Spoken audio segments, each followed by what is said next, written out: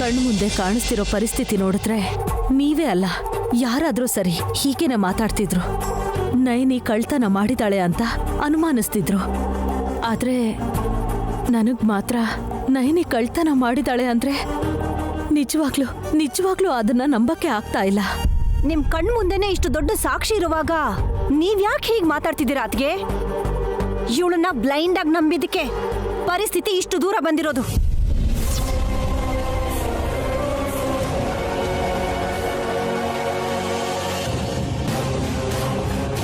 ಏನು ನೀನು ಕಣ್ ಬಿಟ್ಕೊಂಡು ಹಾಗೆ ನೋಡ್ತಿದ್ಯಲ್ಲ, ಹೋಗಿ ನೀನು ಕದ್ದು ಬಚ್ಚಿಟ್ಟಿರೋಂತ ಒಡವೆ ತಗೊಂಡ್ ಬಾ ಹೋಗು. ಅತ್ತೆ ಏನಾಯ್ತು? ಏನಾಯ್ತು ಅಂತಂದ್ರೆ ದುರಂದರ, ನೀ ಸುಮ್ನಿರು. ಏನೂ ಇಲ್ಲ ಕಂದ, ನೀನ್ ಒಳಗೆ ಹೋಗು. ಹಾಗಲ್ಲ ನೈನಿ, ನೀನು ಒಳಗೆ ಹೋಗಮ್ಮ. ಎಲ್ರೂ ಒಳಗೆ ಹೋಗಿ. ಏನತ್ಗೆ ನೀನು ಇದೇನಾದ್ರೂ ಚಿಕ್ಕ ವಿಷಯನ ಮುಚ್ಚಿಡೋದಕ್ಕೆ? ನೈನಿ ಮೇಲೆ ವಿಷಿಟ್ಟಿರೋ ನಂಬಿಕೆಗೆ ದ್ರೋಹ ಇದು.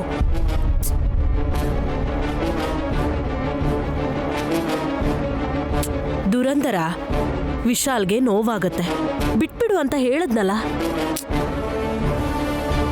ನೊಂದ್ಕೋತಾನೆ ಅಂತ ಮುಚ್ಚಿಟ್ರೆ ಯಾಕೆ ಮುಚ್ಚಿಟ್ರಿ ಅಂತ ಮುಂದೆ ನಮ್ಮನ್ನೇ ಪ್ರಶ್ನೆ ಮಾಡ್ತಾನೆ. ಆಗ ನೀವೇನು ಉತ್ತರ ಕೊಡ್ತೀರಾ ಅತ್ಗೆ? ದುರಂದರ, ಆಮೇಲೆ ಮಾತಾಡೋಣ. ಈಗ ಈ ವಿಷಯನ ಬಿಡು. ಏನಾಯ್ತತೆ? ಏನೂ ಇಲ್ಲ ಕಂದ, ನೀನ್ ಒಳಗೆ ಹೋಗು. ಮಾಮ್ ಪ್ಲೀಸ್, ಇದು ನನ್ನ ಹೆಂಡತಿ ನೈನಿಗೆ ಪ್ರೆಸ್ಟೇಜ್ ವಿಷಯ.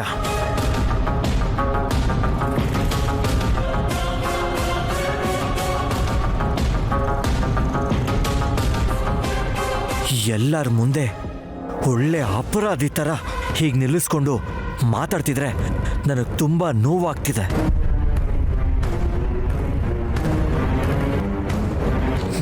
ಅದೇನು ಅಂತ ತಿಳ್ಕೊಂಡು ನನ್ನ ಹೆಂಡತಿ ಯಾವ ತಪ್ಪು ಮಾಡೋದಿಲ್ಲ ಅಂತ ಎಲ್ರಿಗೂ ಅರ್ಥ ಆಗೋ ರೀತಿಯಲ್ಲಿ ಸಾಬೀತು ಮಾಡೋ ಜವಾಬ್ದಾರಿ ಒಬ್ಬ ಗಂಡನಾಗಿ ನನ್ನ ಮೇಲಿದೆ. ದಯವಿಟ್ಟು ನನ್ನ ತಿಳ್ಕೊಳ್ಳೋದಕ್ಕೆ ಬಿಡಿ ಮಾಮ್. ಅತ್ತೆ ನೀವು ಹೇಳಿ, ಏನಾಯ್ತು? ನೀನ್ ಹೆಂಡತಿ ಮಾಡಿರೋ ಕೆಲ್ಸದ ಬಗ್ಗೆ ಏನು ಅಂತ ಹೇಳಿ. ಹಳ್ಳಿ ಹುಡುಗಿ ಆದ್ರೂ ಸರಿ ಅಂತ ಮದ್ವೆ ಮಾಡ್ಕೊಂಡು ಅವಳಿಗೊಂದು ಒಳ್ಳೆ ಜೀವನ ಕೊಟ್ಟೆ. ಆದ್ರೆ ನಿನ್ ಹೆಂಡತಿ ಮಾತ್ರ ಇವಳು ಬುದ್ಧಿ ತೋರಿಸ್ಬಿಟ್ಲು. ಅನ್ನ ಹಾಕಿದ ಮನೆಗೆ ಕನ್ನ ಹಾಕಿದಾಳೆ. ಲಾಕರಲ್ಲಿರೋ ನಿಮ್ಮಮ್ಮನ ಒಡವೆನ ಕದ್ದಿದ್ದಾಳೆ.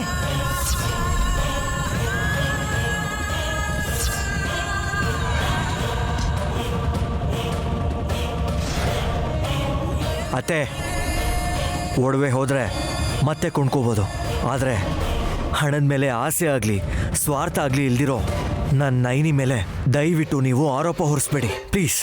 ಇಲ್ಲ ವೇಶ್, ನೈನಿ ನಿಜವಾಗ್ಲೂ ಕಳ್ಳಿ. ಅತ್ತೆ,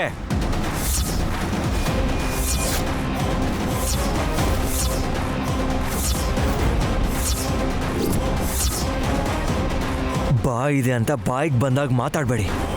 ಒಂದ್ಸಲ ಮಾತಾಡಿದ್ರೆ ವಾಪಸ್ ತಗೊಳಕ್ಕಾಗಲ್ಲ. ಹುಷಾರಾಗಿ ಮಾತಾಡಿ. ನನ್ನ ಹೆಂಡತಿ ನೈನಿ ಮೇಲೆ ಆರೋಪ ಹೊರಿಸ್ತಾ ಇನ್ನೊಂದು ಮಾತು ಯಾರಾದರೂ ಈ ಮನೇಲಿ ಮಾತಾಡಿದ್ರೆ ನಾನು ಸುಮ್ಮನಿರಲ್ಲ.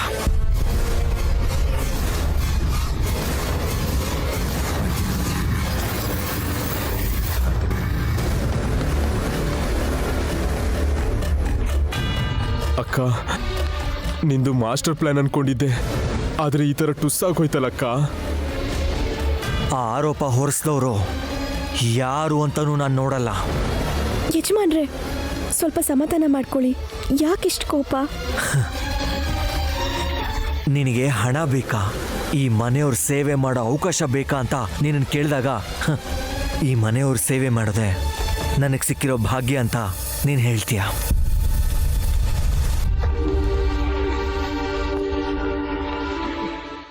ಹಾಗಿರುವಾಗ ಕಳ್ತನ ಮಾಡಿದಿ ಅಂತ ಇವರೆಲ್ಲ ಮಾತಾಡ್ತಿದ್ರೆ ಬೇಜಾರಾಗದೆ ಕೋಪ ಮಾಡ್ಕೊಳ್ಳದೆ ಹೇಗಿರಕ್ಕಾಗತ್ತೆ? ಯಜಮಾನ್ರೆ, ನಿಮ್ಮ ಕೋಪದಲ್ಲೂ ಅರ್ಥ ಇದೆ. ಹಾಗೆ ಲಾಕರ್ ಬೀಗದ ಕೈ ನನ್ನ ಹತ್ರನೇ ಇದ್ದಿದ್ರಿಂದ ಅವ್ರು ನನ್ನ ಕೇಳೋದ್ರಲ್ಲೂ ಅರ್ಥ ಇದೆ ಅಲ್ವಾ? ಆದರೆ ಸಾರಾ ಎಲ್ಲೂ ಹೋಗಿಲ್ಲ.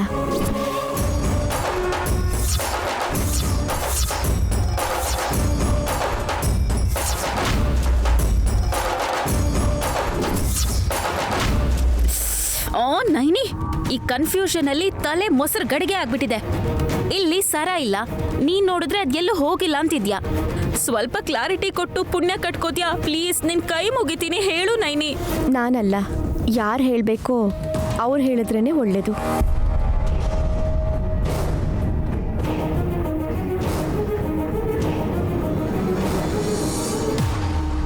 ಆಗ್ಲೇನೆ ಎಲ್ರೂ ನಂಬೋದು. ಅಣ್ಣ,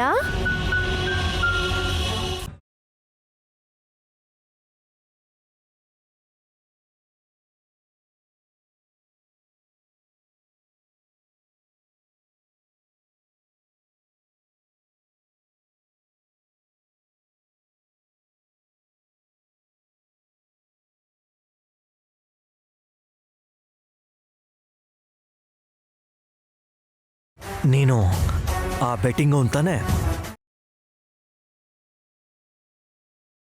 ಹೌದು ಸರ್. ಮಾಮ್ ಸರ ನಿನ್ನ ಹತ್ರ ಹೇಗೆ ಬಂತು? ಲಾಕರಲ್ಲಿ ಇರ್ಬೇಕಾದ ಸರ ನಿನ್ನ ಹತ್ರ ಹೇಗೆ ಬಂತು? ಮಾತಾಡೋ. ಯಾರು ಕೊಟ್ಟಿದ್ದು ನಿನಗೆ?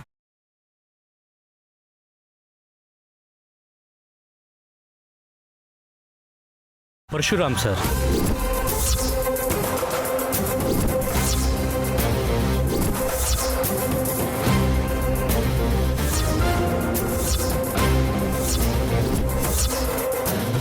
ಏನ್ ಮಾತಾಡ್ತಿದ್ಯಾ ನೀನು? ಈ ಸರನ ನಿನಗೆ ನಮ್ಮವ ಕೊಟ್ಟ ಅಂತ ಹೇಳ್ತಿದ್ಯಾ? ಹೌದು ಸರ್. ಇಲ್ಲಿಗೆಲ್ಲಾಗಿ ಬೆಟ್ಟಿಂಗ್ ಆಡ್ತಿರೋದಕ್ಕೆ ನೀವು ನನ್ನ ಅರೆಸ್ಟ್ ಮಾಡಿಸ್ಬೋದು, ಆದರೆ ನನ್ನ ಕ್ಷಮಿಸಿ ಪರಶುರಾಮ್ ಬದಲು ನೀವು ನನಗೆ ದುಡ್ಡು ಕೊಟ್ರಿ. ಆದರೆ ಇವನು ದುಡ್ಡು ಬದಲು ಈ ಸರನ್ ಮಾರ್ಕೊ ಅಂತ ನಾನು ಕೊಟ್ಟ.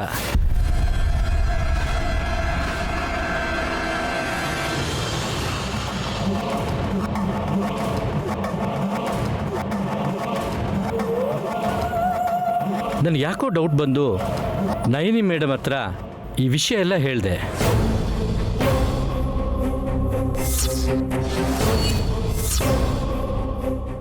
ಓ ಮೈ ಗಾಡ್, ಪರಶುಮಾವ ನೀವಾ ಇದನ್ನ ಕದ್ದಿರೋದು? ಆದ್ರೆ ಏನು ಗೊತ್ತಿಲ್ಲದೆ ಇರೋರ್ ತರ ಎಷ್ಟು ಅಮಾಯಕರಾಗಿ ನಾಟಕ ಮಾಡಿದ್ರಿ.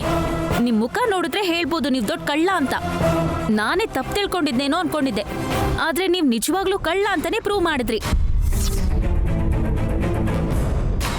ಹಾಗಲ್ಲ ನೈನಿ, ನೀನು ಯಾವ ತಪ್ಪು ಮಾಡ್ದಿದ್ಮೇಲೆ ಎಲ್ಲರೂ ನಿನ್ನ ಹಾಗೆ ಬೈತಾ ಇದ್ರೆ ಯಾಕೆ ಸುಮ್ಮನೆ ನಿಂತಿದ್ದೆ? ನೀನು ನಿಜ ಹೇಳಿ ಎಲ್ರ ಬೈ ಮುಚ್ಬೋದಿತ್ತು. ಅದಕ್ಕೆ ಯಜಮಾನ್ರೆ, ನಿಜ ಏನೋ ನಿಜವಾದ ಕಳ್ಳ ಯಾರೋ ನಿಮ್ಮ ಜೊತೆನೆ ಎಲ್ರಿಗೂ ಗೊತ್ತಾಗಬೇಕು ಅಂತ ಇಷ್ಟೊತ್ತು ಸುಮ್ಮನಿದ್ದೆ.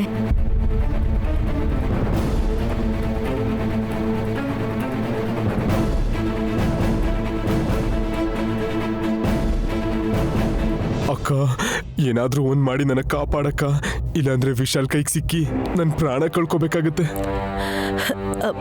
ನಯನಿ, ನಿನ್ ಬಗ್ಗೆ ಗೊತ್ತಿಲ್ಲದೆ ಇಲ್ಲಿ ಎಲ್ರೂ ನಿನ್ನನ್ನು ಬೈದ್ರು. ಎಲ್ರ ಪರವಾಗಿ ನಿನ್ನ ಹತ್ರ ನಾನು ಕ್ಷಮೆ ಕೇಳ್ತಾ ಇದ್ದೀನಿ. ನನ್ನನ್ನು ಅಂದಿದ್ದಕ್ಕೆ ನನಗೇನು ಬೇಜಾರಾಗ್ತಿಲ್ಲ ಅಮ್ಮೋರೆ. ಬೇಜಾರಾಗ್ತಿರೋದು ನಿಮ್ಮ ಬಗ್ಗೆ. ಹೌದು ಅಮ್ಮೋರೆ, ತಮ್ಮಂಗೊಂದು ದಾರಿ ಮಾಡಬೇಕು ಅಂತ, ಅವನಿಗೆ ಉಪಯೋಗ ಆಗಬೇಕು ಅಂತ ನೀವು ನಿಮ್ಮ ಒಡವೆನ ಅಡ ಇಡಕ್ಕೂ ಯೋಚಿಸ್ಲಿಲ್ಲ.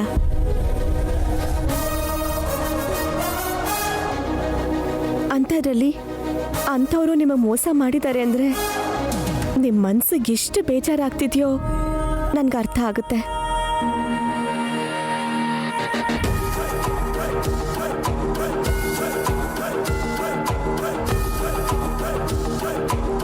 ರಕ್ತಕ್ಕೆ ಅಭ್ಯಾಸ ಆಗಿರೋ ಹುಲಿ, ಕಳ್ತನಕ್ಕೆ ಅಭ್ಯಾಸ ಆಗಿರೋ ಮನುಷ್ಯ ಅಷ್ಟು ಬೇಗ ಬದಲಾಗಲ್ಲ. ಇವತ್ತು ಈ ಕಳ್ತನ ಮಾಡಿದ್ದಾರೆ, ನಾಳೆ ಹೀಗೆ ಮತ್ತೆ ಕಳ್ತನ ಮಾಡಿದ್ರೆ ಅಮ್ಮೋರು ತಲೆ ಎತ್ಕೊಂಡು ಬದುಕ್ತಾರಾ?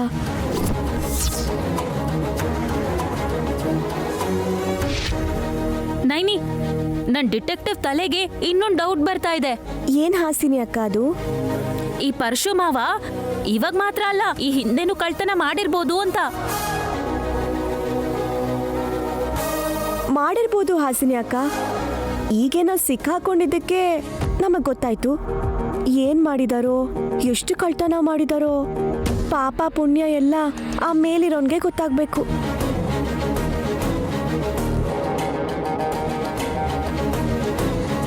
ತಮ್ಮ ತಪ್ಪು ಮಾಡಿದಾನೆ ಅನ್ನೋ ನೋವಲ್ಲಿ ಪಾಪ ಅಮ್ಮವ್ರನ್ನ ನೋಡಿ ಬೇಜಾರು ಮಾಡ್ಕೊಂಡು ಹೇಗೆ ತಲೆ ತಗ್ಸಿದ್ದಾರೆ ಅಂತ.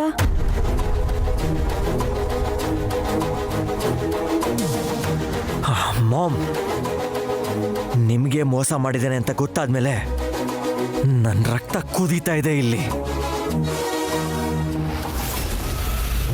ಹೊಡಿದೆ, ನನ್ನ ಕೋಪನ ನಾನೇ ಕಂಟ್ರೋಲ್ ಮಾಡ್ಕೋತಾ ಇದ್ದೀನಿ.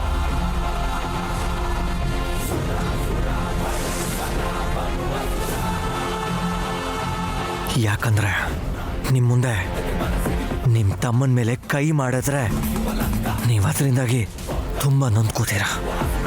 ಹೇಳಿ ಮಾಮ್, ನಿಮಗೂ ನಮ್ಮ ಮನೆಗೂ ಇಷ್ಟು ನಂಬಿಕೆ ದ್ರೋಹ ಮಾಡಿರೋ ಇವನಿಗೆ ಯಾವ ಶಿಕ್ಷೆ ಕೊಡಬೇಕು?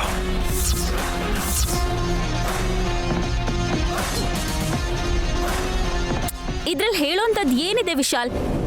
ಪೊಲೀಸನ್ನ ಕರ್ಸಿದ್ರೆ ಸರಿ, ಕರ್ಕೊಂಡು ಹೋಗಿ ಬೆಂಡೆತ್ತಾರಲ್ಲ, ಆಗ ಸರಿ ಬುದ್ಧಿ ಬರುತ್ತೆ.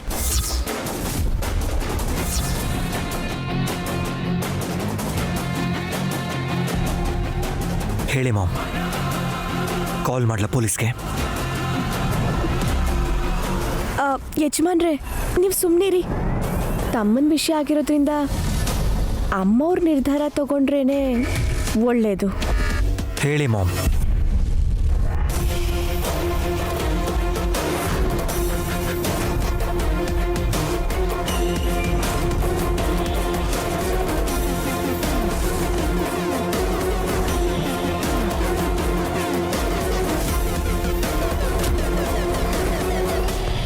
ಇದೇನು ಅತ್ತೆ ಏನು ಹೇಳ್ದೆ ಹಾಗೆ ಒಳಗೆ ಹೋಗ್ಬಿಟ್ರಲ್ಲ?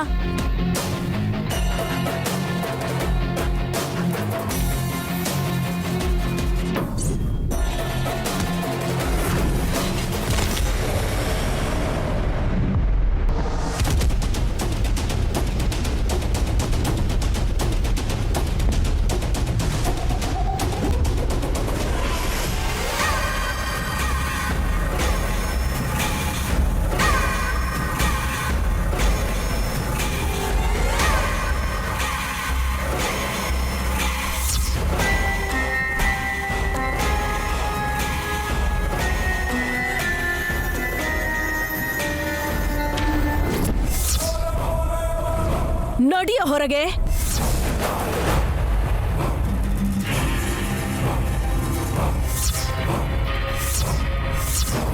ಅಕ್ಕ, ಅದು ಕರ್ದ್ರೆ ಸಾಯಿಸ್ಬಿಡ್ತೀನಿ.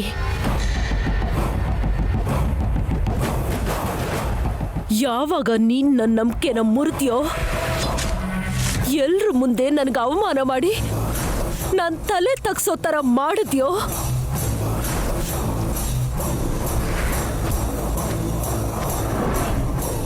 ಆ ಕ್ಷಣದಿಂದಾನೆ ನೀನು ಅಕ್ಕ ಅಂತ ಕರೆಯೋ ಅರ್ಹತೆನೆ ಕಳ್ಕೊಂಡೆ.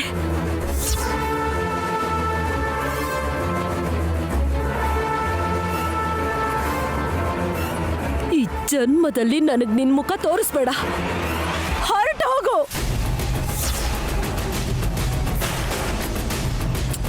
ಹೊರಟು ಹೋಗು.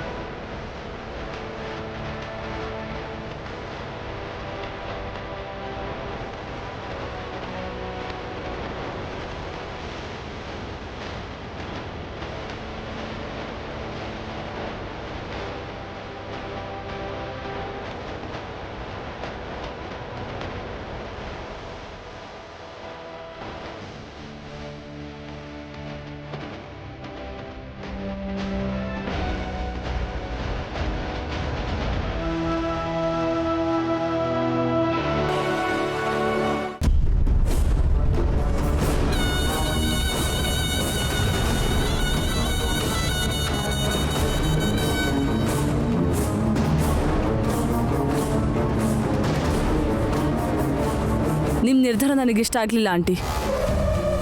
ಏನೋ ಒಂದು ಮಾಡಿ ನಿಮ್ಮ ತಮ್ಮನ ಕಾಪಾಡೋದು ಬಿಟ್ಟು ನೀವಾಗೆ ನೀವು ಬ್ಯಾಗ್ ಕೊಟ್ಟು ಹೊರ ಕಳ್ಸೋದಂದ್ರೆ ಏನು ಆಂಟಿ? ಏನ್ ಕಾಪಾಡೋದು? ನಾನ್ ಹಾಗೆ ಮಾಡಿದ್ದಕ್ಕೆ ನಾನ್ ಇವಾಗ ಹೀಗಿರೋದು.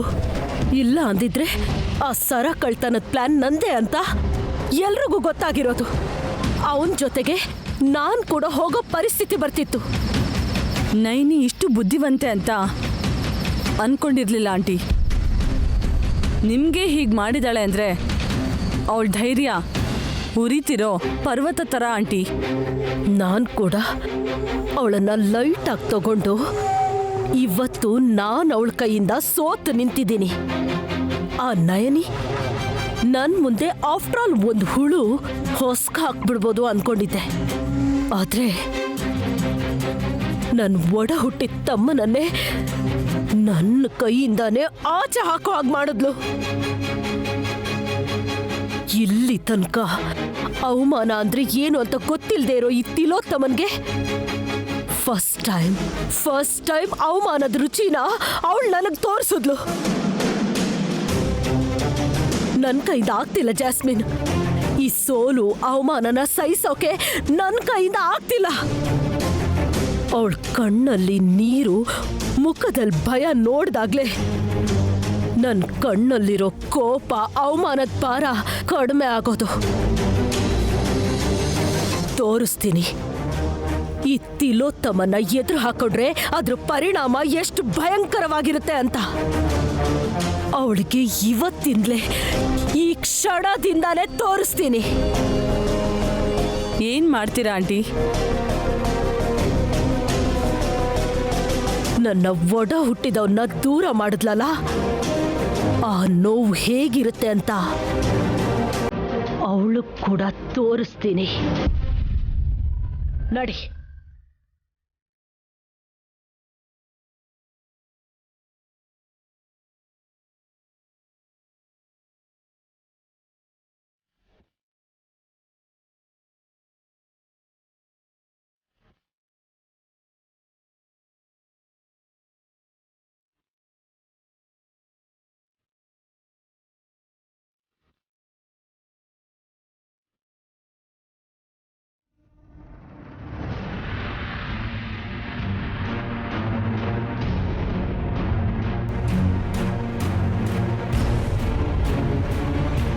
ಯಾಕಮ್ಮವ್ರೆ ಹಾಗೆ ನೋಡ್ತಿದ್ದೀರಾ? ಮನೆ ಕೆಲಸ ಎಲ್ಲ ಚೆನ್ನಾಗೇ ಮಾಡ್ತಿದ್ದೀನಲ್ಲ. ಸಂಬಳ ಎಷ್ಟು ಬೇಕು? ನಿನಗೆ ಕೇಳಿಸಿದ್ದು ಕರೆಕ್ಟು. ಮನೆ ಕೆಲಸ, ಅಡುಗೆ ಕೆಲಸ ಮಾಡ್ತಿರೋದಕ್ಕೆ ನಿನಗೆ ಎಷ್ಟು ಸಂಬಳ ಬೇಕು ಅಂತ. ಅದ್ಯಾಕೆ ಹಾಗಂತೀರಾ ಅಮ್ಮವ್ರೆ? ನನ್ನನ್ನು ನೀವು ಕ್ಷಮಿಸಿ ಸೊಸೆ ಅಂತ ಒಪ್ಕೊಂಡ್ರಲ್ವಾ, ಮತ್ತೆ ಈಗ ಯಾಕೆ ಈ ಥರ ಮಾತಾಡ್ತಾ ಇದ್ದೀರಾ? ನಾನು ನಿನ್ನನ್ನು ಸೊಸೆ ಅಂತ ಒಪ್ಕೊಂಡಿದ್ದೀನಿ, ಆದರೆ ನೀನು ಈ ತಿಲೋತ್ತಮನಿಗೆ ತಕ್ಕ ಸೊಸೆ ಇನ್ನೂ ಆಗಿಲ್ಲ. ಹೇಳಿ ಅಮ್ಮವ್ರೆ, ನಿಮ್ಮ ತಕ್ಕ ಸೊಸೆ ಆಗಿರ್ಬೇಕು ಅಂದರೆ ಏನು ಮಾಡಬೇಕು, ಹೇಗಿರ್ಬೇಕು ಅಂತ ಹೇಳಿ. ನೀವು ಹೇಳ್ದಾಗೆ ನಾನು ಇರ್ತೀನಿ. ನನ್ನ ಸೊಸೆ ಬಗ್ಗೆ ನಾನು ತುಂಬಾ ಕನ್ಸ್ಕೊಂಡಿದ್ದೆ. ಮೈ ತುಂಬ ಒಡವೆ ಹಾಕ್ಕೊಂಡು ಯುವರಾಣಿ ಥರ ಇರಬೇಕು, ಕಾಲ್ ಮೇಲೆ ಕಾಲ್ ಹಾಕಿ ಆಫೀಸಲ್ಲಿ ಬಾಸ್ ಥರ ಕಮಾಂಡ್ ಮಾಡಬೇಕು ಅಂತ. ಆದರೆ ಆ ದೇವ್ರು ಯಾಕೋ ಹೀಗೆ ಮಾಡಿಬಿಟ್ಟ. ನಿನ್ನ ನೋಡ್ತಿದ್ರೆ ನೋವಾಗ್ತಿದೆ ಸುಮನ. ಅದಕ್ಕಿಂತ ಜಾಸ್ತಿ ಆಗಿ ನನಗೆ ಅವಮಾನ ಆಗ್ತಿದೆ. ಈ ತಿಲೋತ್ತಮನ್ ರೇಂಜ್ಗೆ, ಸ್ಟೇಟಸ್ಗೆ ಮ್ಯಾಚ್ ಆಗೋ ಥರ 1% ಆದರೂ ಇದೆಯಾ ನೀನು? ನೀನು ಈ ತಿಲೋತ್ತಮನ್ ಸೊಸೆ ಅಂತ ಹೇಳಿದ್ರೆ ಯಾರಾದರೂ ನಂಬ್ತಾರಾ? ನಂಬೋ ಥರ ಆದರೂ ನೀನಿದೆಯಾ? ಮೈ ಮೇಲೆ ಒಂದು ಒಡವೆನೂ ಇಲ್ಲ, ಸೀರೆ ಕೂಡ 100-200 ಇರುತ್ತೆ. ಅಷ್ಟು ಕಾಸ್ಟ್ಲಿ ಇರಲ್ಲ ಆಂಟಿ, ಜಸ್ಟ್ 400 ಇರ್ಬೋದು. ಈ ಅವತಾರದಲ್ಲಿ ನಿನ್ನನ್ನು ತೋರಿಸಿ ನನ್ನ ಸೊಸೆ ಅಂತ ಹೇಳಿದ್ರೆ ಕೆಲ್ಸದವಳನ್ನ ಯಾಕೆ ಸೊಸೆ ಅಂತಿದ್ಯಾ ಅಂತ 10 ಜನ ನನ್ನನ್ನು ನೋಡಿ ನಗ್ತಾರೆ. ಅಮ್ಮವ್ರೆ, ನೀವಿಷ್ಟಪಡುವಂಥ ಸೊಸೆ ನಾನು ಆಗಿಲ್ದಿರ್ಬೋದು, ಆದರೆ ನೀವು ಇಷ್ಟಪಟ್ಟಂತೆ ನಾನು ಬದಲಾಗೋದು ನಿಮ್ಮ ಕೈಯಲ್ಲೇ ಇದೆ. ನನ್ನ ಕೈಯಲ್ಲಿ ಹೇಳೋದು ಬಿಟ್ಟು ಇನ್ನೇನಿದೆ ಸುಮನಾ?